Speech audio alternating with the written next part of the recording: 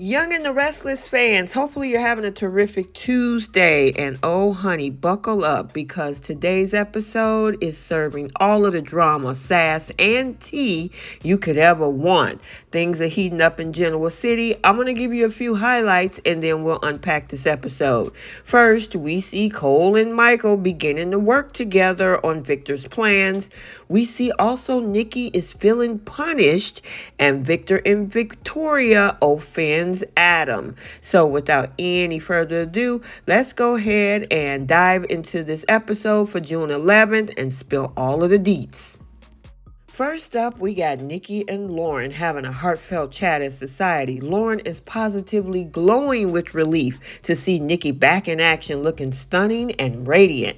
Now, Nikki, ever the classy dame, apologizes for the abrupt voicemail she left before heading to rehab. Now, Lauren, trying to be supportive friend, admits that she knew something was seriously wrong that night.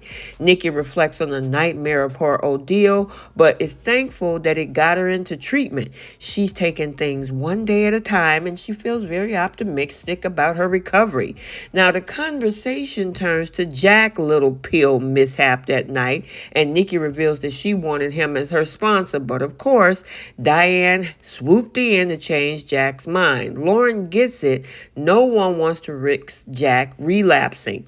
Now, Nikki and Lauren both agree that their close friendship with Jack complicated things. Nikki also adds that Victor is on the same page with Diane, and in typical Victor's fashion, forbid her from seeing Jack. But let's be real, Nikki does what she wants to do. She also said that she misses Catherine and Neil, especially during tough times like this.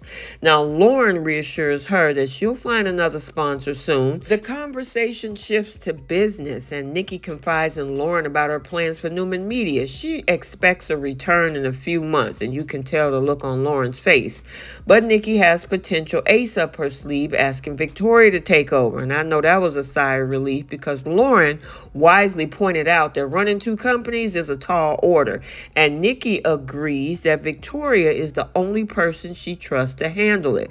The question is Victoria ready to come back to work anywhere? Meanwhile, over at Crimson Lights, Adam is pouring out his heart to Nick about his struggles with Connor.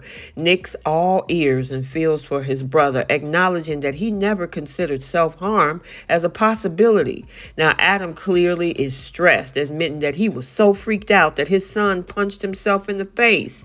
But there's a silver lining. Connor stopped and sought help. Now, as they were talking, Adam now gets a notification that their business deal went through. Both of the brothers are ecstatic and ready to celebrate because Newman has been trying to close that deal for years. But there's a summon from guess who? Victor, hanging over them. Speaking of the ranch, Victor is up to his usual scheming as he asks Michael to keep tabs on Diane and Cole to befriend Kyle. And of course, Michael is wary, and he should be, suspecting that this has something to do with Jack Abbott.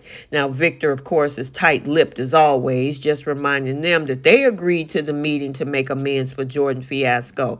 In my opinion, I wouldn't have had them begging for anything. They got his butt out of trouble. But before he can reveal more, Victoria walks in. Curious, of course, about what's going on. Now, Victor plays it cool, lying about discussing Jordan. Now, Cole and Michael leave. Then it's time for a Newman family powwow.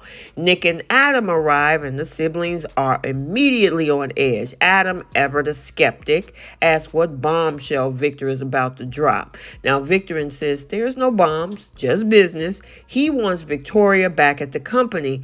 Adam, with his signature side eye, listens as Victor tries to persuade Victoria. She's hesitant, wanting to focus on her kids. Adam empathizes, but can't help feeling sidelined again. Now, the family tension is apparent as they hash out their roles. Victor suggests Adam take the head over at Newman Media. But this only fuels Adam's insecurities? Really, Adam? Now, Victoria, not one to back down, snipes at Adam for playing the victim. Nick actually sides with Adam, pointing out their recent success with the mailer deal. Now, Victor, not pleased, starts waving his hands and yelling, classic Victor style. Now, declaring that he only wants what's best for the family. Victoria insists that Adam should keep at his current role, which of course is a shock to Adam because now the two of them agree. And Adam, visibly stressed, leave to check on Chelsea and Connor. After Adam and Victoria leave, there's a conversation between Nicholas and Victor, wondering what's going to happen with Nikki and what's going to happen with Adam. He says, as in Victor, I'll take care of Adam. You worry about what you're supposed to do. Nikki arrives and quickly filled in on the drama. She is furious at the idea of Adam taking over Newman Media, preferring Victoria instead. Victor disagrees and an argument ensues. Now, Nikki suspects Victor is trying to punish her for choosing Jack as her sponsor. Meanwhile, Michael and Cole are having a drink at the athletic club, dissecting Victor's motives. Now, Michael is convinced that Victor is out for vengeance, especially with Jack's recent overdose making Nikki so-called vulnerable. Now, Cole is hesitant about getting involved with Victor's vendetta, realizing that he might not have a choice. Oh, you two do have a choice. Y'all just don't want to do it. Now, they agree to play along for now, but they stay very wary of Victor's future demands. Michael leaves to meet Lauren. We see Cole text Victoria. Victoria shows up and he says, look, I want to have dinner with you. And she said, oh, me, you, and Claire? He said, oh, no, I want to have a dinner date with you. Back at home, Adam and Sally are settling in. Now, Sally, trying to be Susie Homemaker, shows off her new pillows.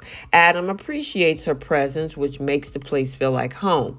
Now, they discuss the Newman Media situation, and Adam says he feels like a pawn in his father's games.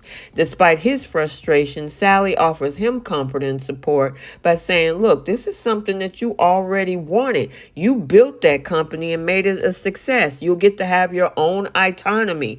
And I actually agree with Sally. He could run that company by himself, away from the whole thing in Newman, because of course we know Jack got a lot up his sleeve. But it looks like he may be considering, but we'll see what Adam is going to do. And finally, Lauren and Michael meet up at Crimson Lights. Michael confesses that he is in deep with Victor, much to Lauren's dismay, and I don't blame her.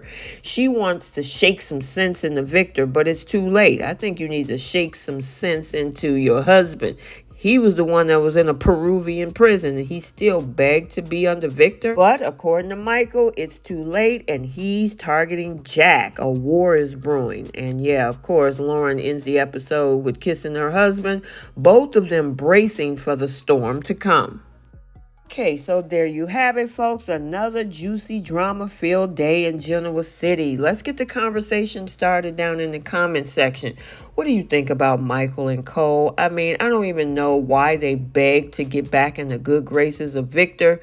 I mean, he's an attorney. He could do his own thing. And as for Cole, how would he explain Victor actually kicking him away from Victoria and Claire? Yeah, I don't think that was going to happen.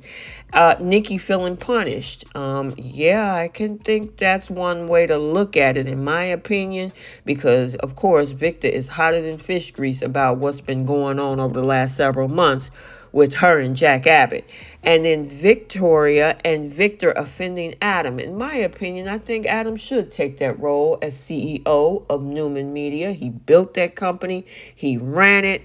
And that'll pull him away from all that mess that's going on directly at Newman. Why he's trying to be up under his dad. I understand the brotherly relationship, which, hey, why not send the two of them over at Newman Media and figure out what you're going to do with Newman? I don't know, but Adam, maybe you could have considered, like Sally says, to take that CEO position. Also, you guys, make sure you stay tuned for the bold and the beautiful recap for today. Hope is tweaking over there with her fantasies about Steffi's husband. And yeah, Steffi this week is worried about her getting a little bit uncomfortably too close for comfort. Make sure you like, comment, and subscribe. Turn on your notifications so you're notified every time a video is posted. And until the next one, we'll see you guys soon. Bye.